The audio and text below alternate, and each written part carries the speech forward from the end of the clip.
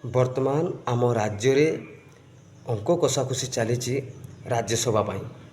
ରାଜ୍ୟସଭାରେ ସିଟ୍ ପଡ଼ିଛି ଖାଲି ଆମ ରାଜ୍ୟରୁ 4ଟି ସିଟ୍।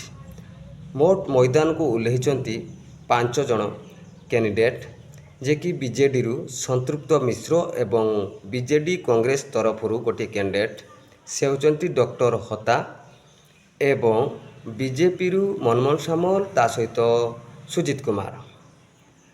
ବର୍ତ୍ତମାନ କମନ୍ କ୍ୟାଣ୍ଡିଡେଟ୍ ହିସାବରେ ସାମ୍ନାକୁ ଆସୁଛନ୍ତି ଦିଲ୍ଲୀପ ରାୟ, ବିଜେପି ସମର୍ଥିତ। ତେଣୁ ମୁଁ କହୁଛି ଏହା ଏକ ଦୁର୍ଭାଗ୍ୟର ବିଷୟ ଯେ କି 20ଟି MP ଆମ ରାଜ୍ୟରେ ଲୋକେ ନିର୍ବାଚିତ କରିକି ଦିଲ୍ଲୀ ଦରବାରକୁ ପଠାଇଥିଲେ 2024 ନିର୍ବାଚନରେ। ସେମାନେ କ'ଣ ରାଜ୍ୟ ପାଇଁ ସେଠି ଫୋକସ୍ କରୁଛନ୍ତି? ଜିରୋ। ବର୍ତ୍ତମାନ ଯେଉଁ ବିଜେପି ଯେଉଁ 3ଟି ଦେବା ପାଇଁ ଚାହୁଁଛି ରାଜ୍ୟସଭାକୁ, ସେମାନେ ଯାଇକି କ'ଣ କାଢ଼ିବେ, କ'ଣ ତାଡ଼ିବେ? ତେଣୁ ରାଜ୍ୟସଭାରେ ବହୁତ କିଛି ହୋଇଥାଏ। କୌଣସି ବିଲ୍ ପାସ୍ କରିବାକୁ ହେଲେ ରାଜ୍ୟସଭାର ସମ୍ମତ ପଡ଼ିଥାଏ, ସେ ଜାଗାରେ ବହୁତ କିଛି ଭୂମିକା ଗ୍ରହଣ କରିଥାଏ।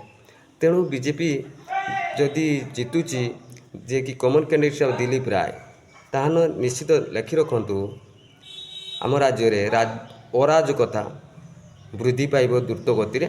ଯେମିତି 2 ବର୍ଷ ଭିତରେ ଚାଲିଛି ଆମ ରାଜ୍ୟରେ ଯାହା, ତାହା ବଢ଼ିବ ନିଶ୍ଚିତ।